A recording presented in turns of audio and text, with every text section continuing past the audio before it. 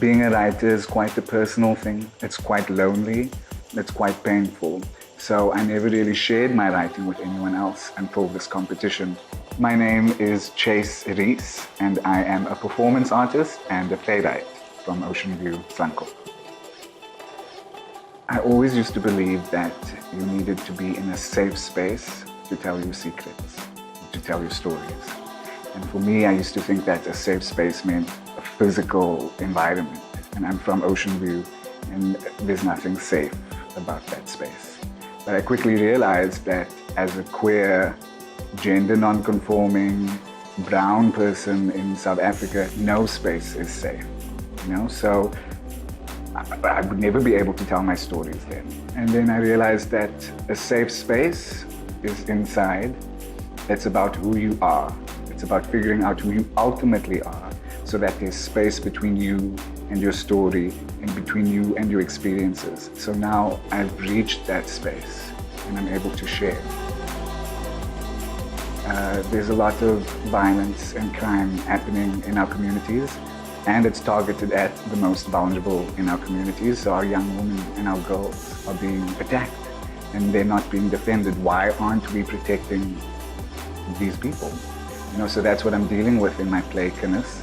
I'm looking at parenting. I'm looking at how our parents fail us and who or what we turn to when they're not there.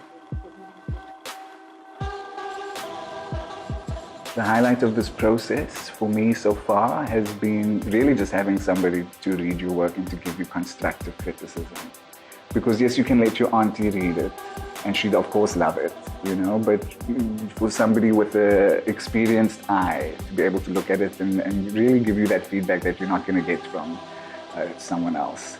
And so for Henny, our mentor, to read it and to give me some nice feedback was really an affirmation that, I can write and that these stories are important. The community influences me so much. The people, the landscape, the energies and the spirits that occupy the spaces with us. So it completely influences my work, but then it gets taken out of the community. So, we don't really get to have that conversation as a local artist to engage with the audience, a local audience, and our stories are just as important as anybody else's. And we deserve to hear our stories in our own voices, coming from us. I expect that this competition will be a great platform for new writers, new voices, because the theatre scene is very closed. It's very difficult to get into. So for a competition like this, to find voices from communities that would never have had access to, tell their stories to a big audience like this competition will provide is very important.